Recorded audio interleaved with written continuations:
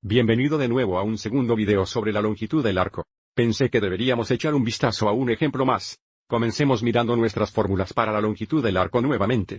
Note, para aplicar la fórmula, tenemos que encontrar la derivada de la función, y luego cuadrarlo, como vemos aquí. Y, lo mismo es cierto si la función se define en x igual g. Entonces, sigamos adelante y echemos un vistazo a otro ejemplo. Ya hemos determinado la longitud del arco de esta función en el intervalo de 1 a e. El intervalo sería desde aquí, por lo que queremos encontrar la longitud del arco en este intervalo. Lo primero que tenemos que hacer es, encuentra la derivada y luego cuadrala. La derivada de x al cuadrado dividida por 8. Multiplicamos por 2, y luego restamos 1 del exponente actual. Eso sería 4x. Menos 1 sobre x. Ahora tenemos que cuadrar esto.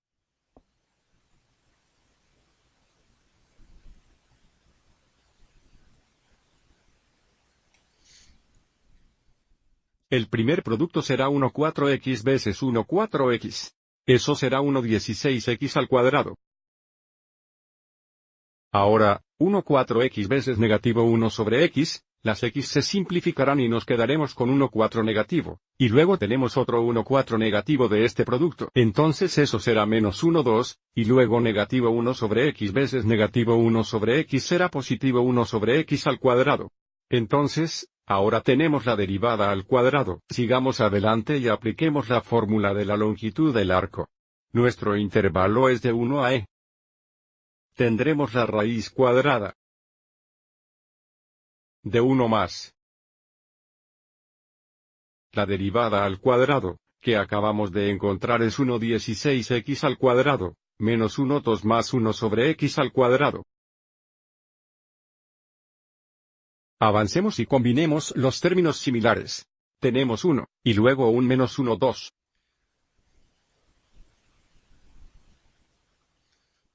Entonces, tendremos 16x al cuadrado. Más 2, más 1 sobre x al cuadrado.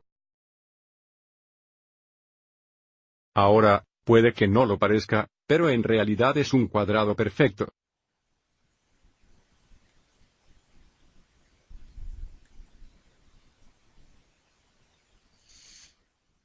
Uno 4x veces 4x nos daría 16x al cuadrado. Y 1 sobre x veces 1 sobre x sería igual a 1 sobre x al cuadrado. Recuerde, como mostramos aquí cuando teníamos una diferencia, multiplicamos 4x por 1 sobre x, eso sería igual a 4, y tendríamos dos de esos productos. Y 4 más 4 equivale a 2. Entonces, si desea verificar esto, puede seguir adelante y multiplicarlo, pero eso es cierto. Entonces, esto se simplifica muy bien a solo 4x, más 1 sobre x. Entonces, ahora finalmente podemos integrar. Esto sería 4 veces x al cuadrado sobre 2 más registro natural x. Necesitamos evaluar esto en los límites de la integración. Tenga en cuenta que esto sería 8x al cuadrado más el registro natural x. Avancemos y pasemos a la siguiente pantalla y continuemos. Entonces, primero reemplazaremos x con e.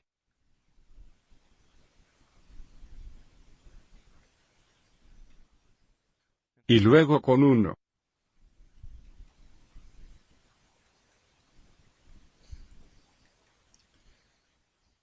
Entonces, aquí tendremos e cuadrado dividido entre 8, más el logaritmo natural de es igual a 1. Esto sería 8, y el logaritmo natural de 1 es igual a 0. Avancemos y combinemos los términos similares. Tienes e cuadrado dividido por 8. 1 menos 8 sería más 8. Y, esto es aproximadamente igual a 1.799.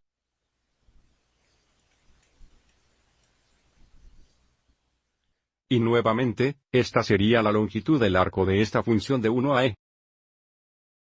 ¿De acuerdo? Eso lo hará por la longitud del arco. Gracias por ver.